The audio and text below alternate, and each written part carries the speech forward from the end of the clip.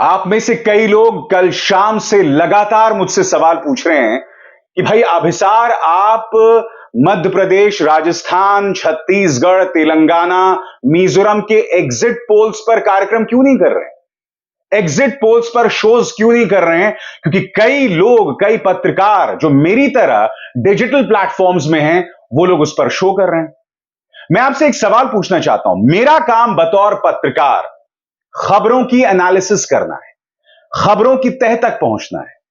जो तमाम exit polls हैं, हर एग्जिट पोल एक अलग ही तस्वीर बता रहा है। तो ऐसे में एनालिसिस किसका किया जाए और क्या एनालिसिस किया जाए? मगर आज मैं आपको बतलाने वाला हूं एग्जिट पोल्स के पीछे का खेला। मगर जो सवाल मैंने आपके सामने शुरुआत में रखा कि भाई मैं किस एग्जिट पोल का जो है एनालिसिस करूं। आप जानते हैं, चाहे जितने भी एग्जिट पोल्स आए हैं, इनमें से दो राज्य हैं, तेलंगाना और छत्तीसगढ़, जिसमें सभी एक सुर में कह रहे हैं कि यहां पर कांग्रेस की सरकार आ रही है।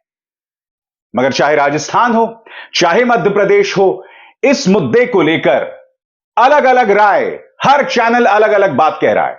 सबसे पहले आपके सामने छत्तीसगढ़ और तेलंगाना को लेकर तमाम जो न्यूज चैनल्स हैं वो क्या कह रहे हैं, वो मैं आपको दिखलाना चाहता हूं। तेलंगाना, ये देखिए, न्यूज 24 कह रहा है कि बीआरएस यानी केसीआर की पार्टी को 33 सीटें मिलेंगी और कांग्रेस को 71 सीटें। एबीपी न्यूज ने भी कांग्रेस को बढ़त बताई है। वो कह रही है 38 से 54 सीटें मिलेंगी बीआरएस को, कांग्रेस को 49 से 65 सीटें। इंडिया टीवी 31 से 47 बीआरएस को, कांग्रेस को 63 से 79।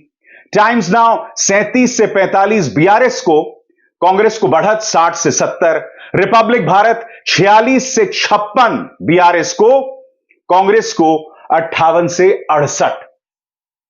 तो तेलंगाना में सब एक मत है। चलिए अब बात करते हैं छत्तीसगढ़ की। छत्तीसगढ़ में भी सभी लोग कांग्रेस को जीता हुआ बता रहे हैं। हालांकि सीटों का अंतर बहुत ज्यादा नहीं है, खेल कहीं पर भी हो सकता है दोस्तों। छोटा राज्य है। इस वक्त जो तमाम एजेंसीज कांग्रेस को जीता हुआ बता रहे हैं, 3 दिसंबर को हो सकता है बिल्कुल उलट तस्वीर हो जाए, क्योंकि वोटों का अंतर बहुत कम है। चलिए छत्तीसगढ़ की क्या स्थिति है दिखाता हूं मैं आपको।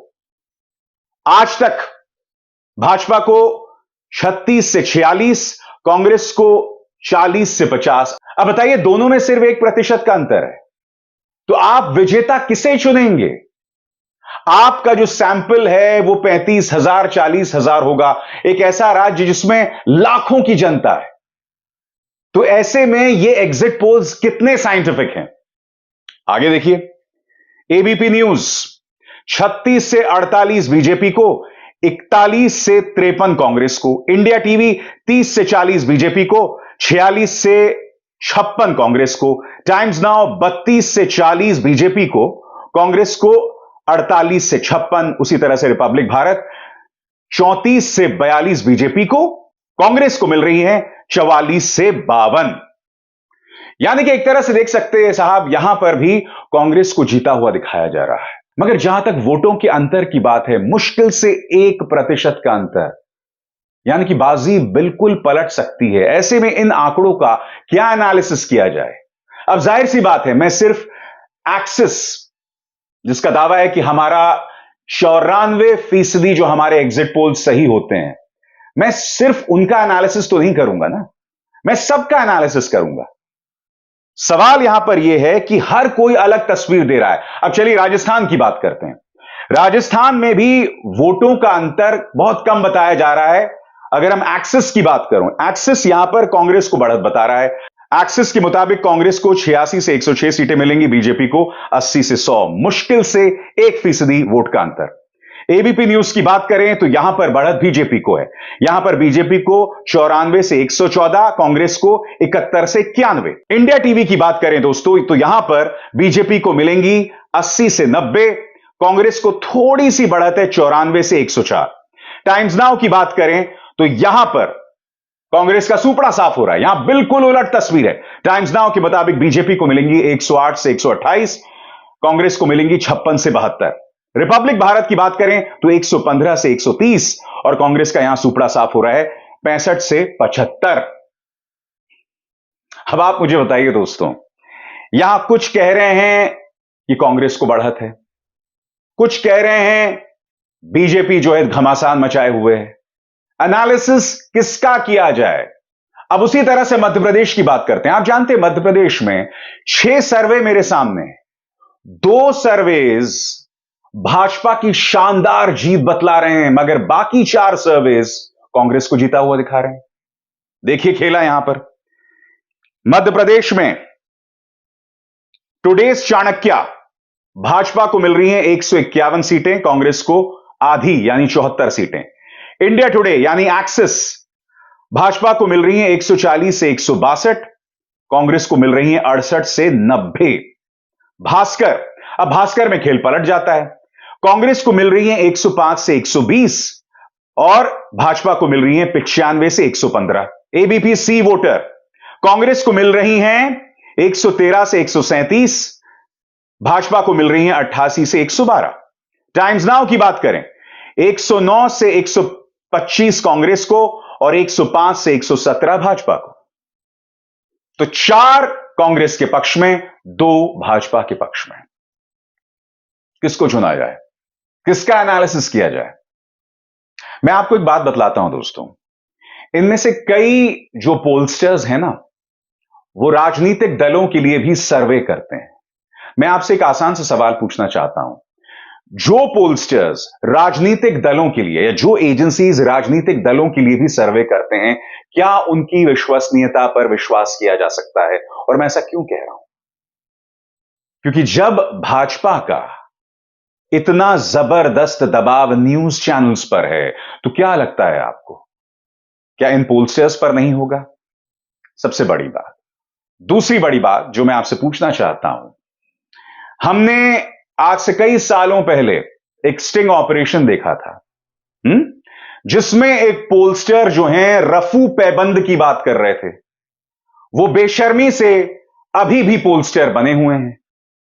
उस स्टिंग ऑपरेशन में कई पोलस्टर्स पकड़े हुए थे, चंद पैसों के लिए वो अपने नतीजों को बदलने के लिए तैयार थे। मैंने न्यूज चैनल्स में काम किया है दोस्तों, मैंने उस पोलस्टर को देखा है, उनमें से वो पोलस्टर पकड़ा गया था स्टिंग ऑपरेशन में, जिसने आखिरी मौके पर उस पोल को पूरी तरह से बदल दिया। क्यों? क्योंकि मालिक को वो सर्वे या वो एग्जिट पोल पसंद नहीं आ रहा था। ये तमाम चीजें चैनल्स में हुई हैं। बड़ा सवाल ये कि जब आपके एग्जिट पोल्स में इतना बड़ा अंतर दिखाई दे रहा है, तो मैं किसका एनालिसिस करूं? 3 दिसंबर का इंतजार कर लीजिए। ये सब सट्टा का खेल है। कई बार ये एग्जिट पोल्स किए जाते हैं ताकि सट्टा बाजार में कुछ लोग खेला कर सकें। हकीकत यह है कि आप और हम इंसान हैं, इंसानों से गलतियां होती हैं और इंसानों को संयम भी बरतना पड़ता है। 30 तारीख गुजर चुकी है जब ये तमाम एग्जिट पोल्स आए थे। 3 दिसंबर, बस 2 दिन का वक्त रह गया है। इंतजार कर लीजिए, दूध का दूध और पानी का पानी हो जाएगा।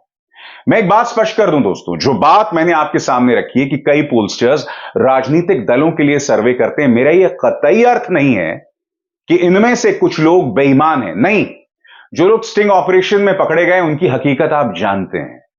आप जानते हैं कि उन पर और उनके परिवारों पर किस तरह का एहसान पॉलिटिकल पार्टीज का है, लिहाजा उनकी बात मैं नहीं करना चाहता हूं। मैं जानता हूं कुछ ऐसे पोलस्टर्स भी हैं जिनका बहुत जबरदस्त स्ट्राइक रेट है, 94%, 95%, और आप जानते हैं मैं किसकी बात कर रहा हूं। मैं उनकी विश्वसनीयता पर सवाल नहीं उठा रहा हूं। मैं आपसे यही कह रहा हूं कि आप मुझसे यह उम्मीद ना करें कि मैं इन एग्जिट पोल्स का एनालिसिस करूं, क्योंकि इन पर एनालिसिस करने के लिए मेरे पास कुछ नहीं है। मगर हां, इसके पीछे की सोच मैं आपको बतला रहा हूं।